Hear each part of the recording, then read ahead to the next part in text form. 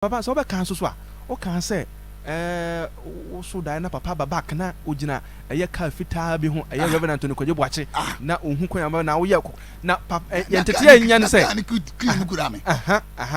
papa be kaka am say so ye na de command man because papa din kan anya ni so ade hu say oba na oteka bi mu fitaa sa na nyame so yi a kire obi wotakrade a won say won so hu sa aka na pepepe omu guso sabio omu ye hu adwuma bo hu afode person ko to sa aka na ma papa ode beba sa kan so fita sa de wo kan na Abraham kan so ye fita sa de wo kan na se wo sia gume kan ye fita kan ye fita sa pepe ti say the key na wo nsem papa kan so ode be kwa akoma papa maye. I love that man so much.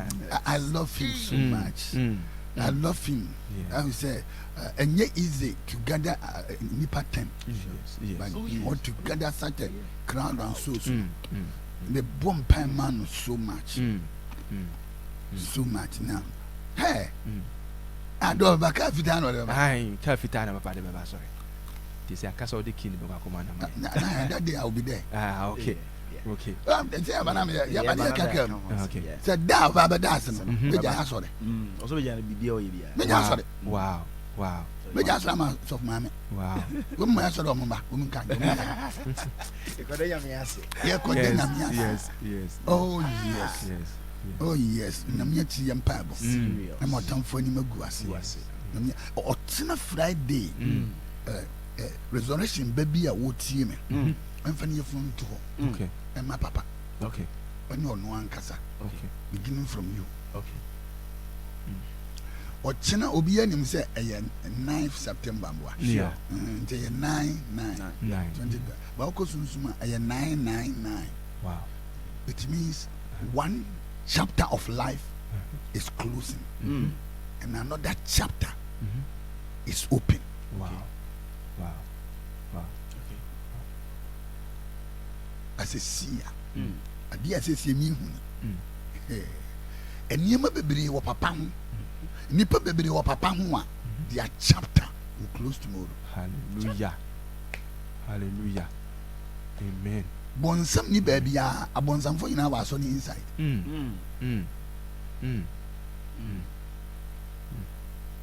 Me sit da ya me sua me hu se nsuo no wagya no. Ayiri. What ye? Wo kan papa. Be sit the head of Medusa na e ko aso no. Na nipa bi wa o na communicate inside the church.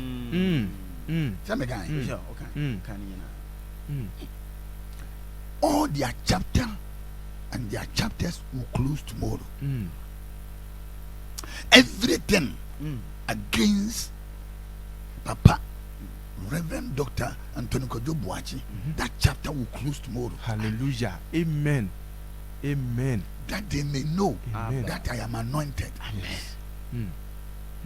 If you're Chinako, Omo be an encounter say me wanna video so catch and say me won't take it things personal. Okay. Only lazy because you Chinako na yare sabe speed up. Hallelujah. Until won't take it things personal.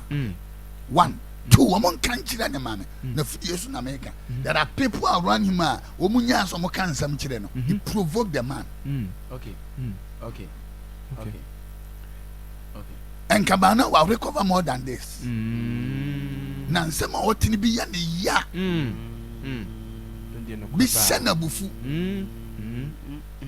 Na anytime bi ya wakoma be pega akoso no. Wa hodin ko fem.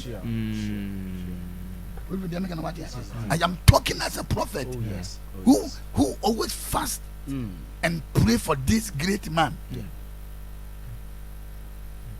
So making that we as in a bit my dancers are papa you can.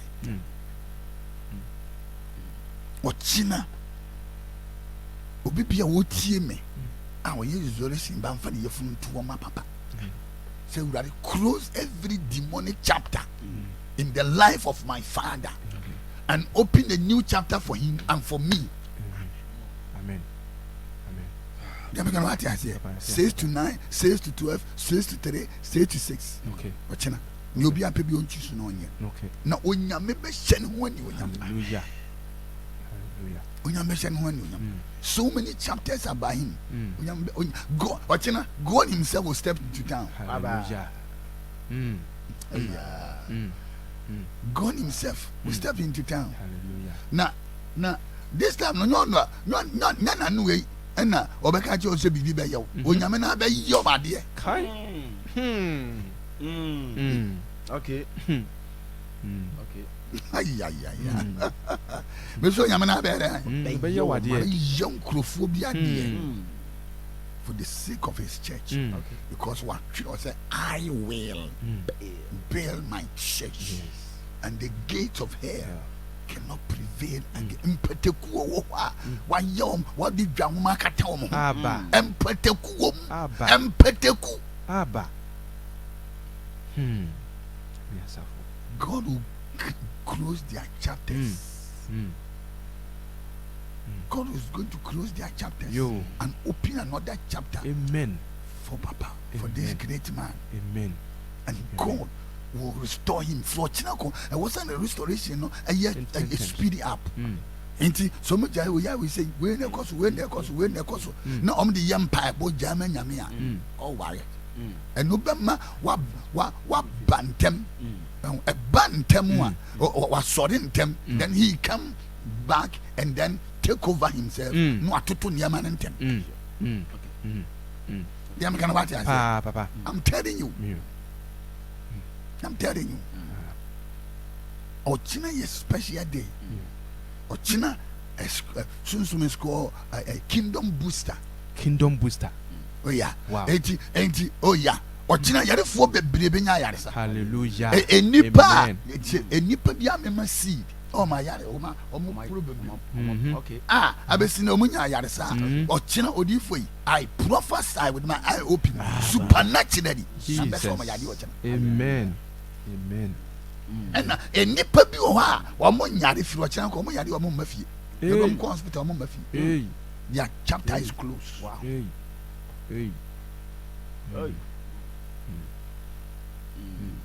Onyame be hye no wani Hallelujah. onyame be man nsaso. Hallelujah. Oh my goodness. Yeah enkrofo bi a o ma ye storming block say oduma what Papa no nipa bi omunyo machine no omo makwa ma odun ni bi ntomo so da and this chapter ni na me be close. Amen. Mark my word from Ochina echo to Ochina a year by this time tomorrow a nipa ni bi wa asori mu a aduma what Papa so no na start a channel. Okay. As a prophet I'm saying this. Hallelujah. No, only for 3 days into damn Messias or no. I will go back to that date. So from that way, God has started picking people and empower them. Okay. So that no devil in hell can destroy that church. Yes. No devil in any hell. And Mrantiane Maba or Masum Papano, if you or Kumapam and the Pepemano, they should get ready. Okay. Hallelujah. Amen. Trust me. Amen. Said the Elisha, Elijah 20 years. Pay him on a year on a back. The Ampapa Bianca, but at the end of the day, say when you double portion here, and you Mrantiane Maba, Modia Kumapa, Eddie. Dr. Anthony Kojo Boakye and me baba can't them with unyami to me so say mobre enya kwada. Hallelujah. Amen. Da. Amen. Osuru nyankopon e de ne hira be hira mo. Amen. Onyame de na dom ebe dom. Amen. Papa nyame hira ne ho firi ni na yam. Ode ho sira firi ni na yam. Ode ho sira pie firi ni na yam. Ye nipa na de ma no. Enti no wo sumo no a. Adena you get a natural anointing. Wow.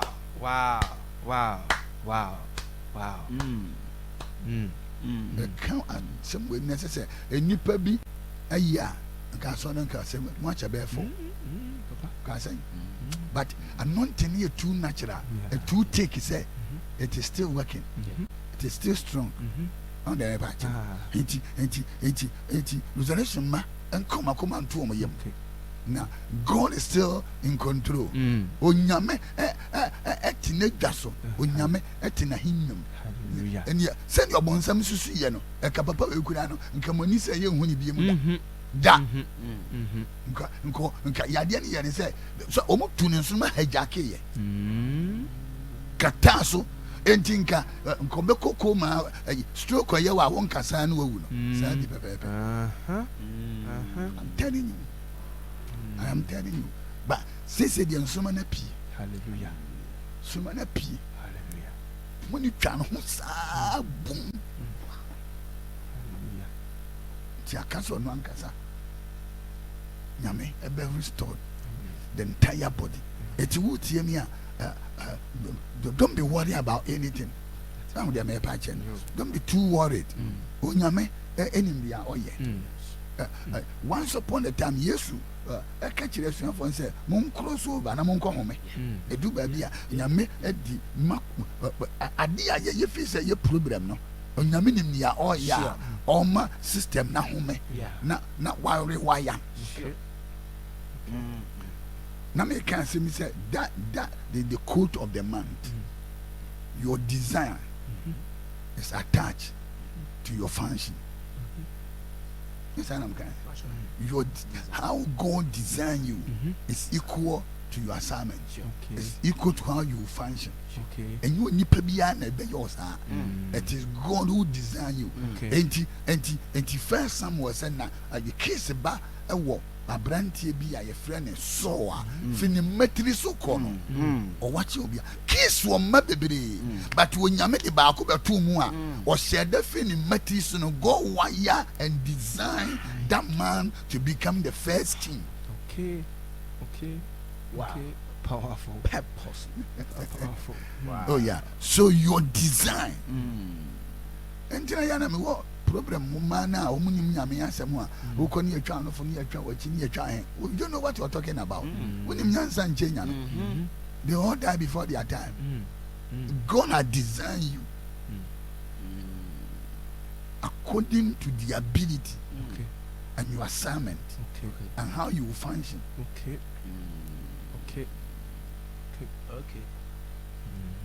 And nuntina yamfa V8 engine Insitico.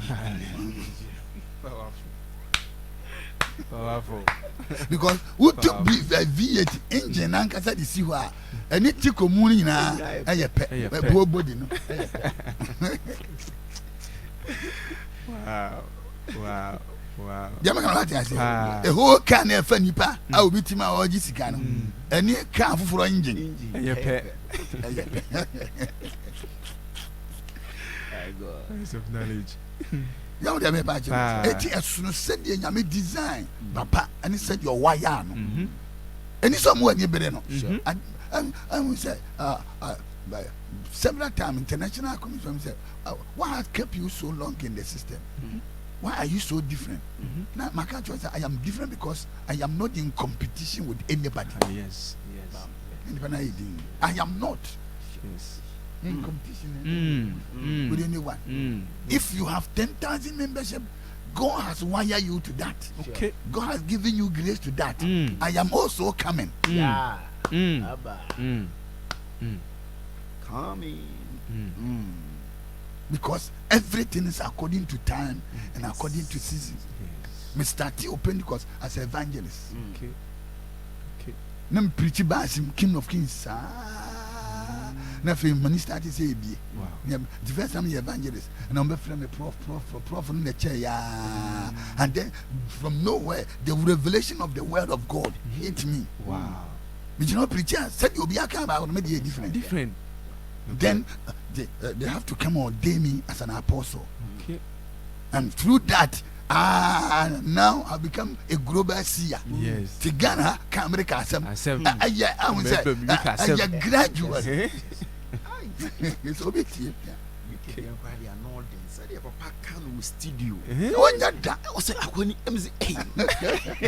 members of more you can say, that is only my papa. No, that time I can only lead you. No lead. A honor, yes. And I say, so can say, Ansha, Onya, okay, different. Yes.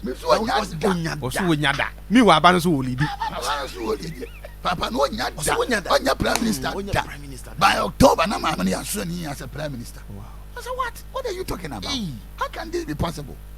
And no October. If this is nothing, what is something? Maybe the no. And what Nisa when you bring? Yes.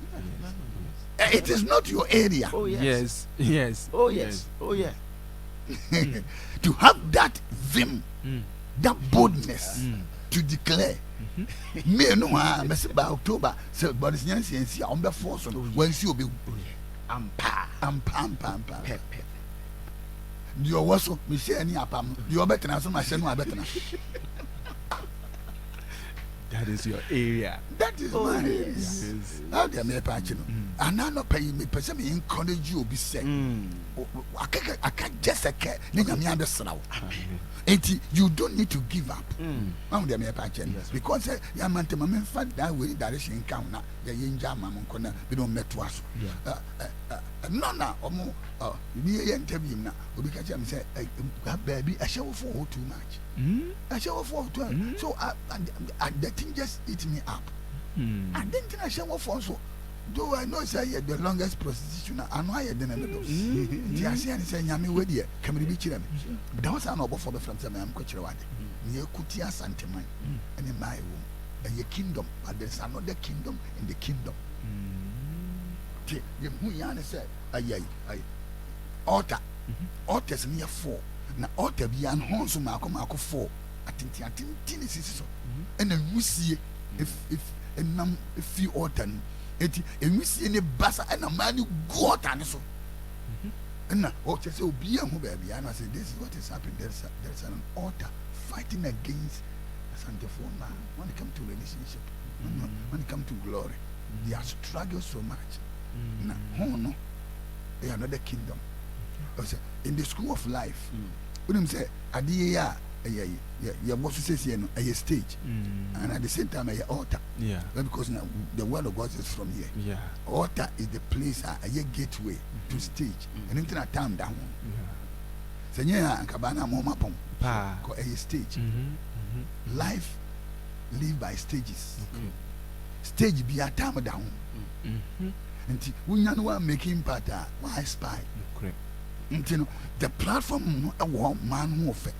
But then there is a kingdom one, a fighting one on the platform, on the altars. And to be Timia, and I also made a new bread, and then you're China. Sure. Now, and what you want your bed, you're going to destroy every territorial altars and territorial homes. And my money member, one brabos. A Santifon Smappy, I can't so be one brabos. You can what I say. You're very serious. And so be here tonight and what you and by 2. No matter consultation. 1-on-1 at 5 o'clock. Then pay this. What than 97 Kina upon. So the Baya will be able to be because he didn't grab Andra. Yeah. Didn't ban. Oh. You caught Prempe Assembly Hall. Prempe Assembly Hall. And a Yeshian. Bramayum, Bramayum. What do I say? Bramayum, ya boom tata that young coupon. Ya boom tata. Now, me can't send me. Say, yes, echo Jaros, Neba, Nuwu. Sure. Udua, Tarita Kumi. Nakarana, so no assonance. Them. This is the same use. Okwasi na last was yes bomwa wo kwa no abete. The Bible said no the naked lies fibra. Nti area bia no ani ne yesasa wonye. Okay. Yema no what I say. Jeros aye you share them up and in send your tibia, you feel no, there's a level of anointing there. Sure. And when you go to the environment of anointing, you don't need to shout. You just need to speak. But who could see yan someone for what that dance over? Not that evil environment. You have to pull down the imagination, their strongholds. And send the ocean on Saka. In order to build the territorial altars and the horns, and then you beg Jim Paya no dinner, a boy, send by Yamensa, a bit to me, I then. I see Yami Pano, and ne, a dear year preparing, and we are prepared for tomorrow. But soon we name you know a woman, you know me and Sunday woman, and no aim, or China Friday, and a Sunday. Okay. Sunday so count. Yeah, 11th September. Okay. Me see 2011. Microphone ko kumi pa. Te se uda wa uhu ensamanfo ne omo hyebra enenam. Oh yeah. Baba me so about 28 so so. Na 28 ni your birthing. Okay. Ya water. Okay. 28 bibia ye de be bobra 2023 quarter no be ye dene. Nti nipa hyebra be broko 20 from Samaria to first quarter of 2023 no. And Sapa be an yeah. Just a force. Just a force of can't to be from nipa be super nipa be yira. But 2018 ye tamwa sunsumu awudie bia I say anubi. Yeah. Adie bia was a producer must give birth. Okay. From the kingdom of God to all the four kingdoms, and to the universe, is giving birth to another generation, to another assignment, to another visions and dreams. And then December there is an ordination anointing. And you're too serious, too deep, too serious. And to be Sunday, anointing service. Anointing, Nipa, Amana, 9/11. And we are in the season of one earthquake, terrorism, hackers, armed robbers. This is their season. From Wednesday and Thursday. From Wednesday and Nona Abekwa Kusi 27th. Okay. Now almost season next 28 giving birth for another eye. Say you also be bonepa. Say true. Yeah, for now, but earthquake is here ebesipa. Ejesia ebesipa. Insuo beba. All the four elements have been activated. Oh yeah. So bonitimi be ni petrim timi ehwe dan yesi was a di play num zam are too dangerous. Says no in your grammar to Sunday. Ntino anti ano dene but ochira ne de ehun hia me so much. Okay. Chira hu hia me. Nti se obi tie mi a now your resurrection by Sunday ntina fie twimbe nyame. Na obi o an shebre bawu amfa anya hwe ni nyame fan kan de on the passion we jebre akofama na nyame empa one but china boost your spiritual life. Ochina is a kingdom booster on the passion boost your life, boost everything about you. Now obehun say that is why your overtaking is going to be allowed. Onyame a oshira nipa Jesus Unshira yam papa. Amen. Psalm 107 verses 20. Bible says na urade soma na sem. Ema asem ne kosa yade. Sa asem ne kosa yade dia. Eni baby bia da ye papa wo. Ye soma nyame asem. Aya ayare sawom. A ogie wom. A ahoto wom. A fa ahodie wom. Se enya wo dia. Ebe ye wo dia. Ochina every docket abonsam prepare now. Jesus. Thank God they end their life. Will close tomorrow. Amen. Na ifri ochinako. Jesus. I command speed recovery. Amen. Ofri ochinako wokasa will not will movement. May everything be speed up. Amen. Yapaya made the man resurrection baby ada. If you and nana be said the nanu yesu can say obana prepare me. Baby will be may the Lord prepare you. Amen. For greatness. Amen. For fresh anointing. Amen. Empowerment. Amen. May the Lord prepare you. Amen. For something great. Amen. Onyamia wo ye nipa shirafo no. Jesus. You two in the basa. Na ho de na nimpa nsa. Enye kese wo mu nyina so. Ye hia nyimre